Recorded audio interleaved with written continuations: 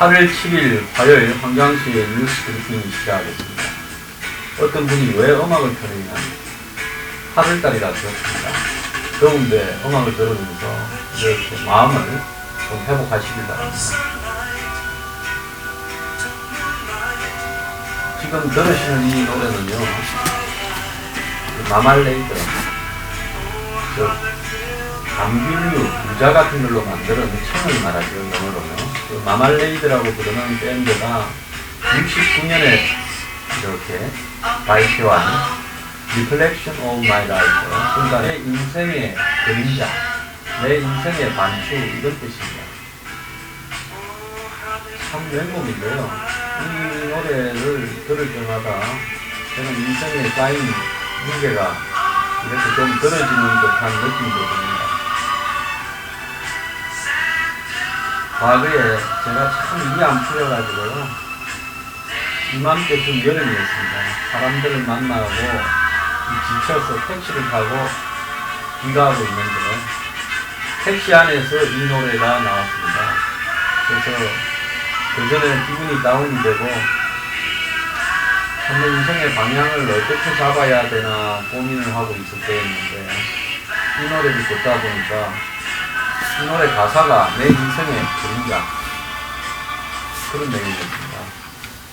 그래서 이 노래 가사 속에 나는 변하고 있고 나의 모든 것이 다 바뀌고 있고 내 주변의 모든 것도 다 바뀌고 있다. 그리고 세상은 내게 힘겨운 곳이지만은, 힘겹고도 힘겨운 곳이지만 내가 살아가기에 숨가쁘지만 그래도 살고 싶습니다. 이런 내용으로 되어 있습니다. 어떻게 보면 조금은 락도 있고 어떻게 보면 좀 블루스 풍도 있는 이 노래가요, 이 곡도 참 좋고 가사도 아주 맹곡입니다. 그래서 여러분들께 이 여름에 삶이 지칠 때 이 마말레이드의 Reflection of My Life 좀 들어보시기 바랍니다.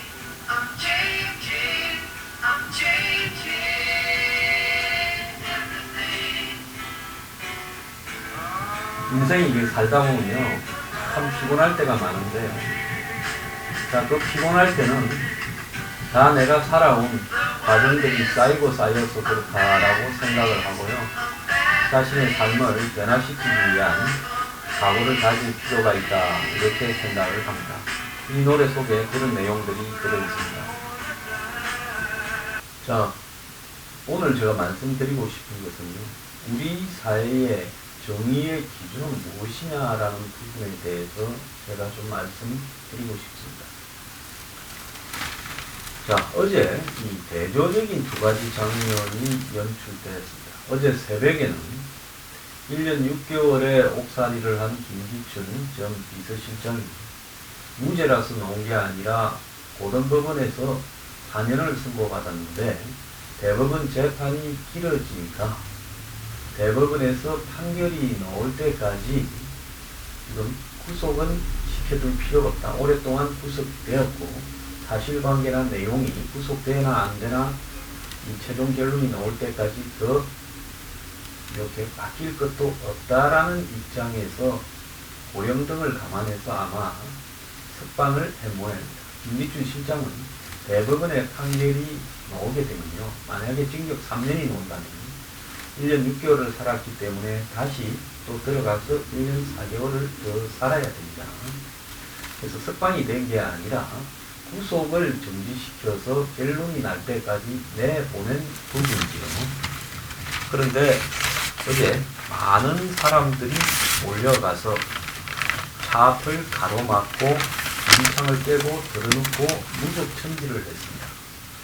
그래서 박근혜 정부에서 김기춘이 겉으로는 기춘 대원군이었지만은 실질적으로는 3인방이나 최순실에 비해서 과연 이렇게 원한을 살 만큼의 권한을 행사했을까라고 생각하며 저런 사람들이 어떤 사람인지 좀 궁금했습니다. 그런데 그 사람들이 가만히 보니까 대부분이 진보연대 민중당이라고 부르는 과거의 이석기 통진당을 해산시킨 데 대해서 원한을 품고 있는 그 통진당 계열 사람들이 몰려가서 한국의 공안의 대부처럼 상징적인 위치를 가지고 있는 김기춘이 비서실장을 하면서 통진당을 해산시켰다. 거기에 앙심을 품고 저렇게 몰려가서 했다고 보고 있습니다.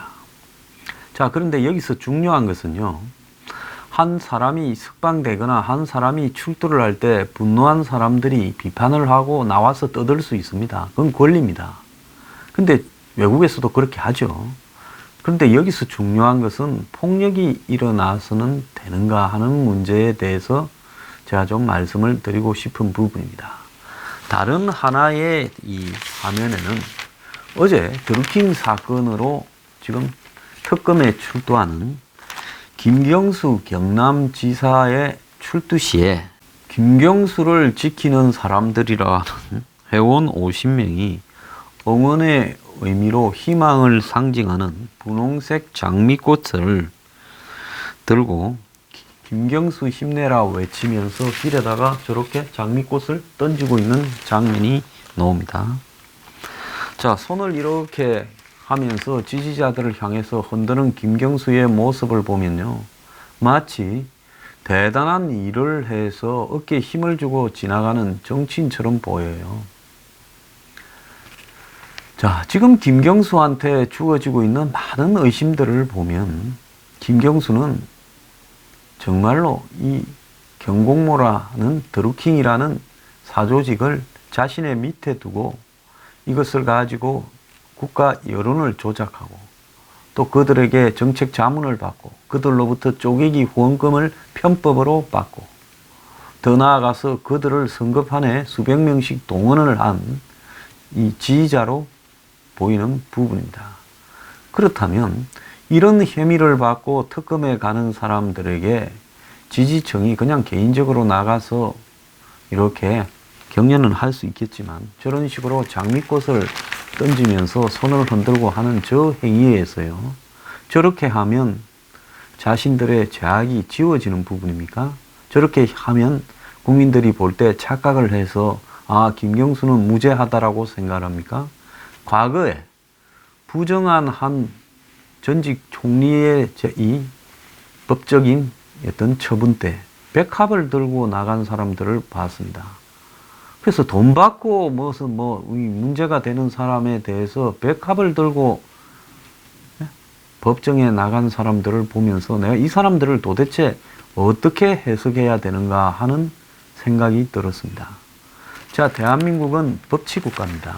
법치국가에서 중요한 것은요, 의사표현을 할 수 있지만은 그 의사표현이 상식의 수준을 벗어나지 않아야 된다고 보고 있습니다. 제가 좌파 진영을 비판을 하고 있지만은 이런 비상식에 있어서 우파 진영에서 나타나는 자기 나름의 정의에 대해서도 저는 좀 혐오스러운 생각을 가지고 있습니다. 사람 하나가 한 정파 그리고 한 사상을 대표하듯이 모든 것을 올인하는 모습을 보면서요, 정말로 그 사람이 지금 안에 있으나 밖에 나오나 그런다고 한국의 이 보수라는 어떤 흐름에서 뭐가 크게 달라질까? 그리고 뭐가 그렇게 억울할까라는 부분. 자, 억울한 부분이 있기는 있습니다. 20몇 년씩을 때리면 그건 억울하지요. 사람이 대통령이든 전직 아니면 전직 무슨 거지든 지연만큼의 죄를 받아야 되는데 적폐청산이라는 명분으로 이 정권이 법을 자의적으로 해석을 하고 그 정권에 기대어서 빌부터 먹는 검찰이나 사법부는 정권이 원하는 대로 두들겨 줍니다. 아주 잘못된 부분이죠. 그렇다면 그런 어떤 부분에서 인정할 부분과 인정하지 않을 부분을 명확하게 가리면서 이런 부분은 인정을 한다. 하지만 이런 부분은 잘못됐다라고 이렇게 해야 되는데 총체적으로 잘못한 게 없다라고 이야기를 하고 있습니다. 자, 김기춘 실장에 대해서 저렇게 폭력을 저지르는 부분이요. 김기춘이 아무리 나쁜 사람이었다 하더라도 송파의 동부구치소 앞에서 완전히 무법천지의 양상이 어제 새벽에 벌어졌습니다. 김기춘 석방 반대하는 통진당, 구통진당 시위대가 경찰 통제선을 넘어서 40분간 김기춘 전 실장의 차를 에워쌌습니다. 시위대는 경찰이 보는 앞에서 김기춘의 차 앞 유리를 깼습니다. 차 본넷 위에 올라가서 거의 발을 굴리면서 이렇게 폭력을 행사했습니다. 자, 그런데 경찰은 다른 참가자들을 자극할 수 있다면서 이 남성을 경찰 앞에서 현행범으로 폭력을 저지르는 부분에 대해서 체포하지도 않았습니다. 자, 김기춘이 잘못한 부분은 법에 의해서 처벌을 받는 부분이죠. 그것이 진행되고 있습니다. 그러면 김기춘이 구치소 앞을 걸어놓자 시대가 달라들어서 매국노 XX 어딜 기어나와 악의 축 악마 XX는 무릎 꿇고 사죄하라 욕을 퍼부었습니다. 아니 그냥 김기춘을 더 단죄하라. 김기춘을 더 처벌해라. 석방시켜서는 안 된다라고 이야기를 해야지. 아무리 그 사람이 죄가 있다 하더라도 거기서 새끼니 어떠니 욕을 하면 그것은 뭡니까? 공개석상에서 남에게 심한 욕을 대중이 들으라고 하는 것은 모욕죄에 딱 걸리는 부분입니다. 자, 그런데 경찰 300명이 인간띠를 만들었다 하지만은 이것이 순식간에 허물어지고 석방 반대 시위대가 차에 타지 못하게 하고 경찰의 도움으로 차를 탄 뒤에는 끌어내리려고 하고 그 다음에 차를 이렇게 탄 뒤에는 이제는 차 앞을 가로막고 들어눕고 심지어 차 보닛 위에 올라가고 그러면서 앞 유리창을 깨고 이렇게 했습니다. 그게 40분간 벌어진 일입니다. 한국진보연대 회원으로 추정되는 한 남성은 차 앞 유리창을 수차례 주먹으로 내려쳐 사람 얼굴만한 크기로 깨뜨렸고 이것은 재물손괴죄에 해당되는 범죄입니다. 경찰은 그것을 지켜보고도 현행범으로 연행하지 않고 그냥 연락처만 확인하고 돌려보냈다고 합니다. 이미 동행을 요구했지만은 거절을 해서 차량 파견에 대해서 모르겠다 해서 그래서 나중에 다시 불러 조사하기로 했다라고 이야기를 하고 있습니다.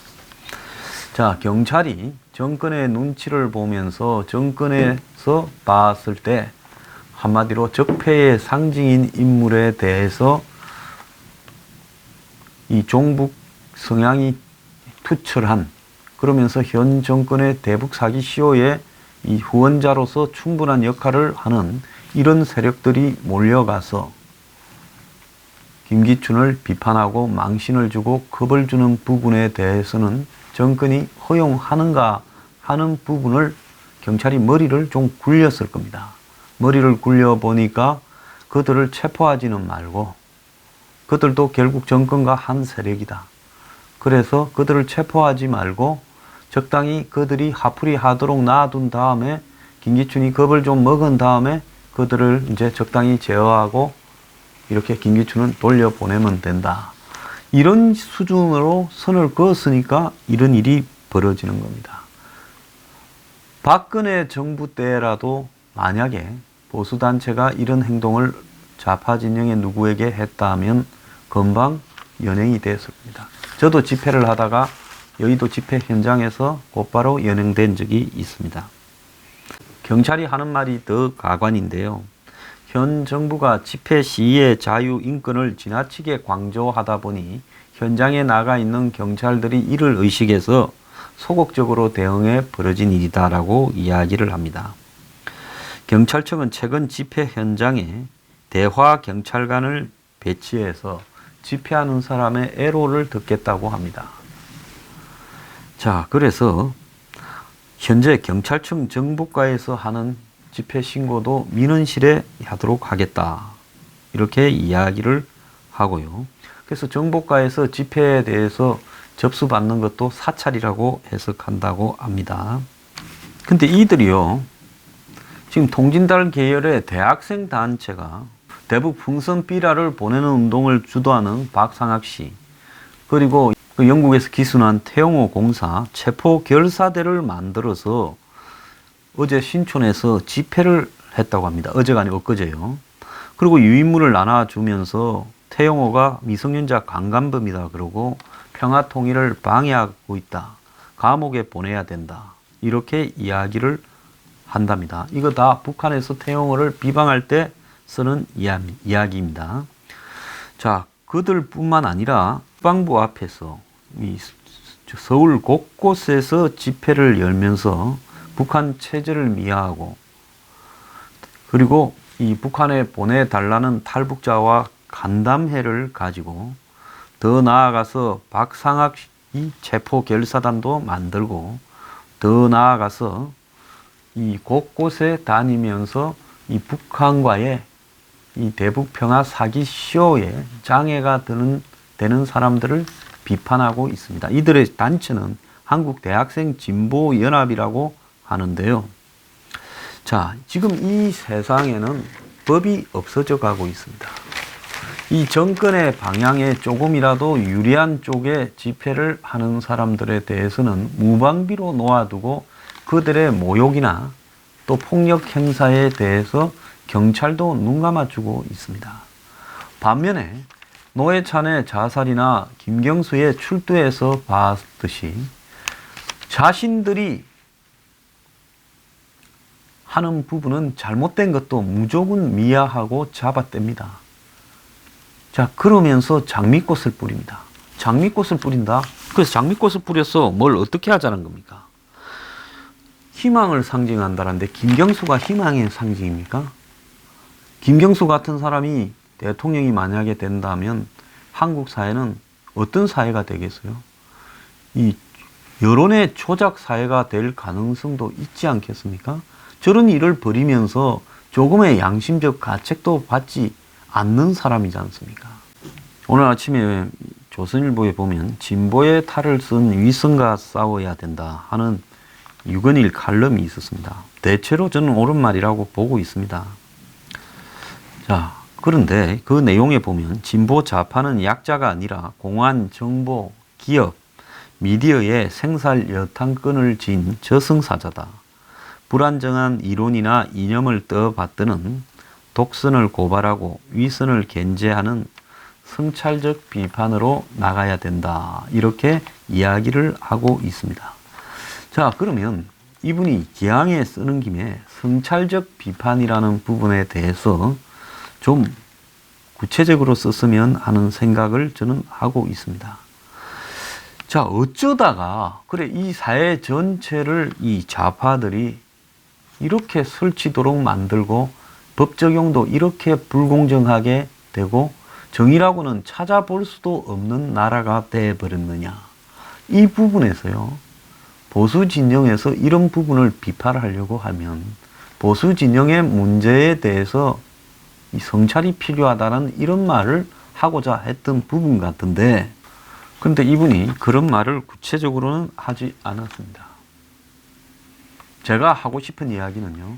이런 어떤 잘못된 틀들을 악순환으로 몰고 가는 부분에 보수도 책임이 있다는 부분입니다.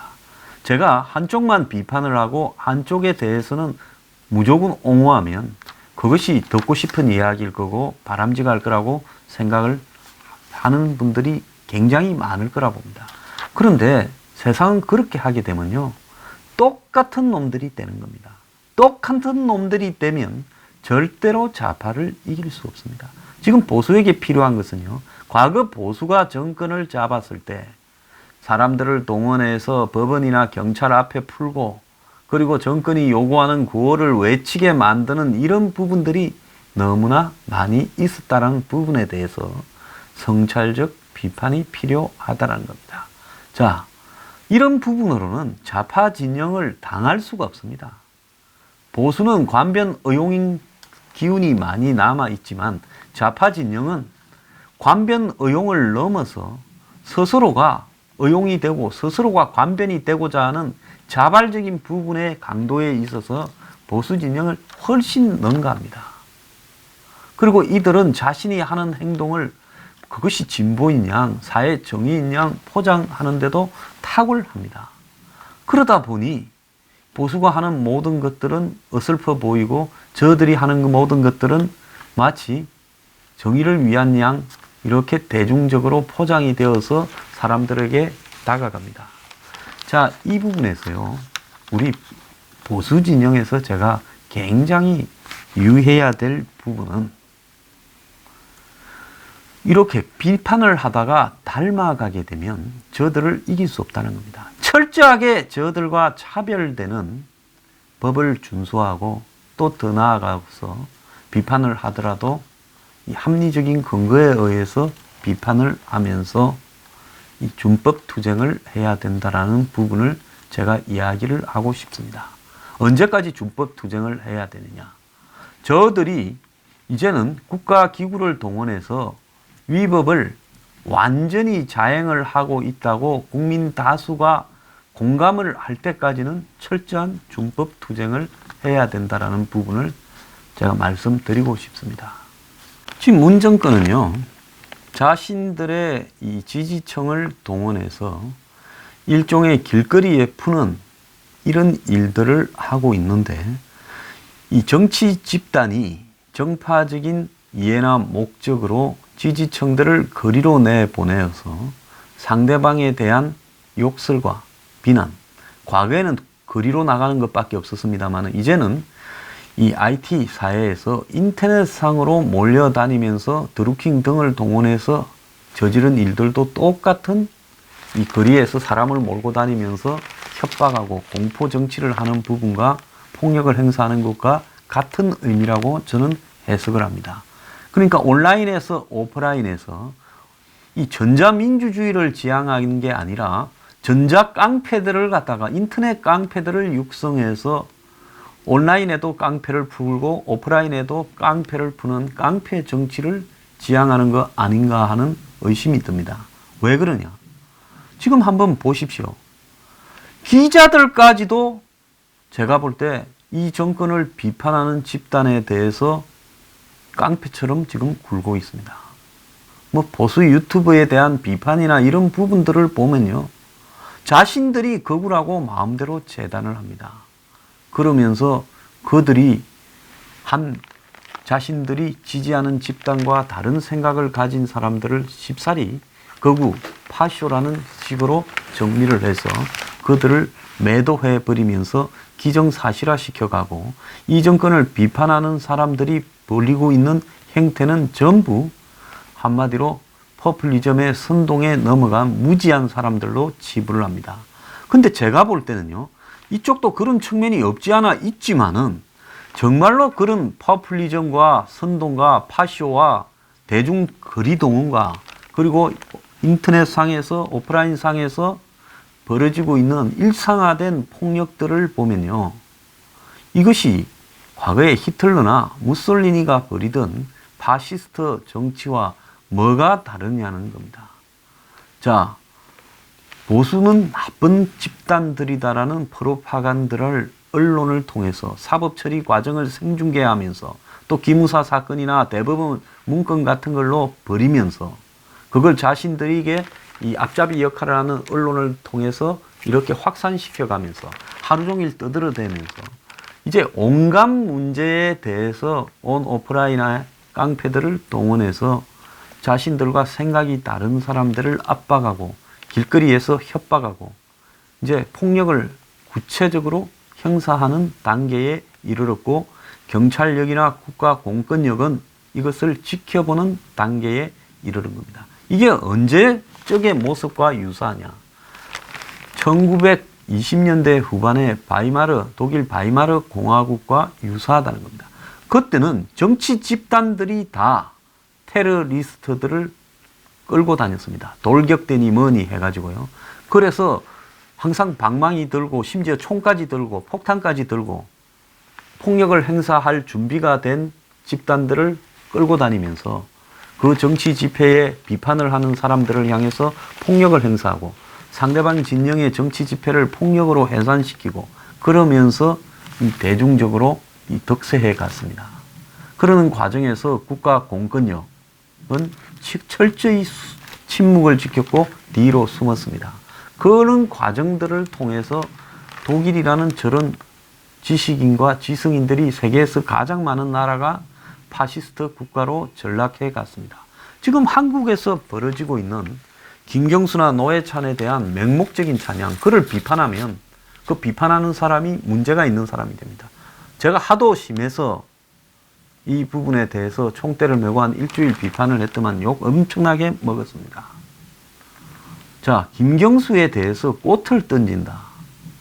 그렇게 김경수를 지키는 모임의 사람에게 제가 묻고 싶습니다. 제 방송에 출연해서 김경수를 지켜야 될 이유를 김경수를 지키는 모임 대표가 한번 설명을 해준다면 제가 언제든지 모시겠습니다. 김경수를 지키는 모임이다. 뭐 하려고 지킵니까? 김경수가 지금 억울한 모함을 받고 있다고 생각해서 지킵니까? 그가 가진 정권과의 거리, 정권과의 친밀성으로 김경수가 설사 특검의 사법 처리나 구속영장을 피해갈지는 몰라도 그가 정당하다, 죄가 없다라고 생각하는 국민들은 많지 않을 거라고 봅니다. 이 법망을 피해가도요. 그런데 김경수를 지키겠다고 장미꽃을 던집니다. 과거 돈 먹다가 들어간 총리에 대해서도 백합을 들고 다녔던 사람입니다. 자, 이렇게 비정상적으로 사회 이 관념이 형성되는 사회에서요. 그러면 상대 진영도 또한 무지하게 비슷한 상태로 흘러가면서 좌파 폭력과 백석 테러와 적석 테러가 난무하는 사회로 가게 되면 가게 될수록 누가 원하느냐? 한마디로 우파의 백색 테러는 좌파의 적석 테러와 비교해서 잽이 안 됩니다. 그것도 권력을 잃은 상태에서 우파들이 다 모여서 그런 테러를 통해서 맞대응을 해봤자 저들을 당할 수가 없습니다. 프로파간다를 통해서 대응을 해도 당할 수가 없습니다. 당할 수 있는 방법은 뭐냐? 끊임없이요. 진실만을, 끊임없이 정의와 준법만을 이야기를 하면서 붙어야 되는 겁니다. 자, 그러다가 어느 시점이 오면 뚝이 터지게 돼 있습니다. 지금 좌파들이 온 오프라인 상에서 이 문정권이 테러 집단들을 동원해서 한마디로 여론을 협박하고 공포 정치를 하게 되는 부분이요. 진행되면 진행될수록 어느 시점에서는 국민들이 환멸을 느끼는 시점이 오게 될 것이고 그 환멸은 경제 붕괴와 더불어 반드시 오게 될 거라고 보고 있습니다. 이제 그런 시점에서 이 정권을 정리하는 방법에 있어서는 기존에 우리가 저들이 했던 방식, 즉 촛불로 일어선 자가 횃불로 쫓겨나는 방식이 통할 수도 있겠지요. 자, 끊임없이 지금 이 좌파 진영의 폭력, 그리고 더 나아가서 프로파간다, 이런 것들이 일상화되어 가고 있는데요. 이런 일상화에 대해서 똑같은 폭력으로 맞설 게 아니라 이 부분에 대해서 국민들에게 진실을 알리고 냉정하게 이 사태를 바라보라고 해야 어느 시점에는 도덕적인 정의의 관점에서 정당한 우위를 확보할 수 있다. 이렇게 말씀드리고 싶습니다. 그래서 각별히요, 진실만을 말하기 위해서 노력을 해야 되고 허위로 선동하지 말고 진실로 그것을 무기로 해서 공격을 했을 때 이 허위와 가식과 불의와 폭력에 기반한 집단은 무너질 수밖에 없다라는 겁니다. 그걸 비슷한 방식으로 이기겠다 했을 때 순간적으로 소수를 단결시킬 수 있을지는 몰라도 비슷해지면 지는 거다라는 말을 하고 싶습니다.